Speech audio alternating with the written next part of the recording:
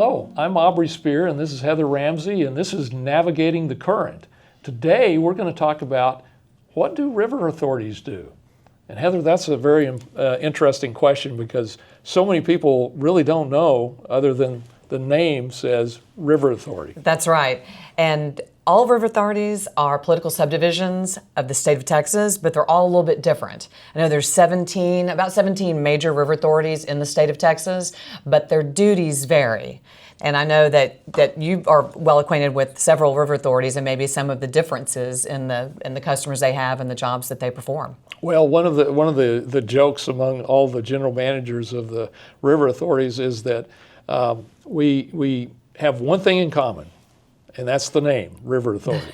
Other than that, all of the different river authorities, you really have to learn of what they do, from water supply to flood mitigation to managing parks to treating wastewater. It's such a variety of things that they do, but they are all entities that were created by the state of Texas to cover a region in a river basin to do specific things for the benefit of the communities.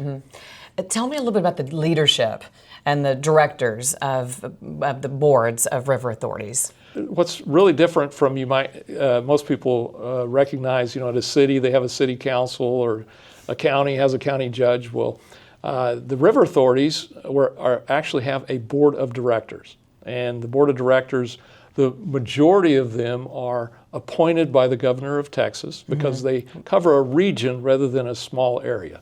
Okay, and why has it originated that the state has appointed boards instead of elected? Yeah, and what the idea was when they created these river authorities, many of them they started back in the early 1900s.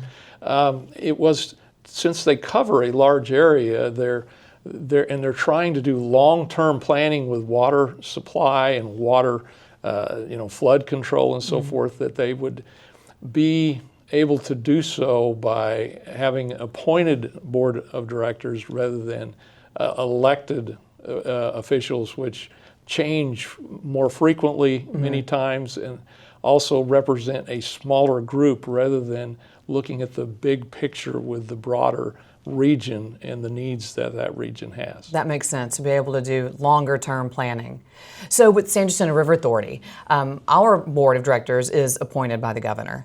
And as you mentioned, there are several different duties of river authorities. So what about our customers? What are the duties primarily that the San Jacinto River Authority performs? We have Lake Conroe as a water supply.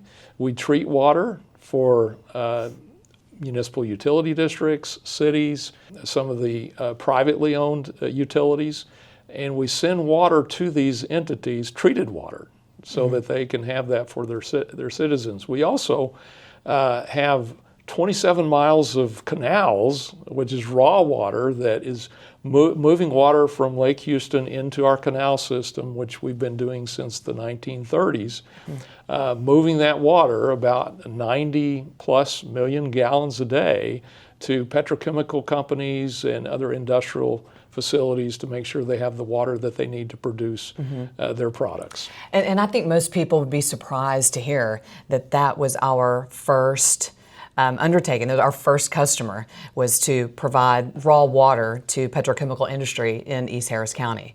But in addition to that, we also perform wastewater treatment, which people may not know about, or people in the Woodlands know about it, but maybe in the broader, throughout the basin, people don't know that we engage in wastewater treatment facilities.